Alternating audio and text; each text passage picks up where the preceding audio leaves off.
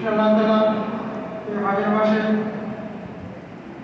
8-9 রোজা রাখবেন মেহেরবানি করে রহমত রোজা সাবরে শুক্র হাক্কারি মসজিদে ঈদুল আজহার নামাজ সকাল 6:30 ইনশাআল্লাহ শুরু হবে। এই টাইমের আগে সবাই মেহরবানি করে চেষ্টা করবেন আসার জন্য, কারণ এখানে সবাই মিলে উপস্থিত হয়ে যেতে পারি। তাহলে বিষয়ে কিছু জিকির করে দোয়া করা হবে, সেই জন্য মেহরবানি করে। আর শনিবার দিনগত যে ভোটটা আসবে সেই ভোট থেকে ফজরের নামাজ পড়ে তকবীর শুরু হবে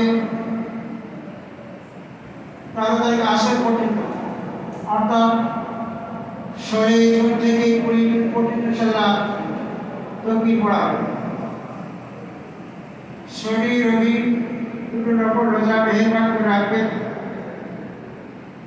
এবং ঈদুল আজহার নামাজ সকাল 6:30 ইনশাআল্লাহ শুরু হবে। আমরা সবাই চেষ্টা করব সেই টাইমের আগে আসার কাজে সেই একটার সময় ইনশাআল্লাহ আমরা জামাত শুরু করতে পারি, কারণ সমস্ত কাজ আসামি করতে পারি।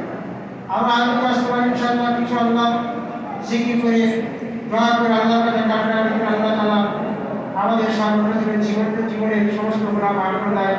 আল্লাহ তাআলা আমাদের নতুন নতুন করে জীবন গঠিত করে ইনশাআল্লাহ আল্লাহ রাসূল আগের আল্লাহ মৃত্যুকাল পর্যন্ত আমাদের সবাইকে যেন পাঁচ নামাজ বিনাকাজায় পড়ার তৌফিক দান করেন।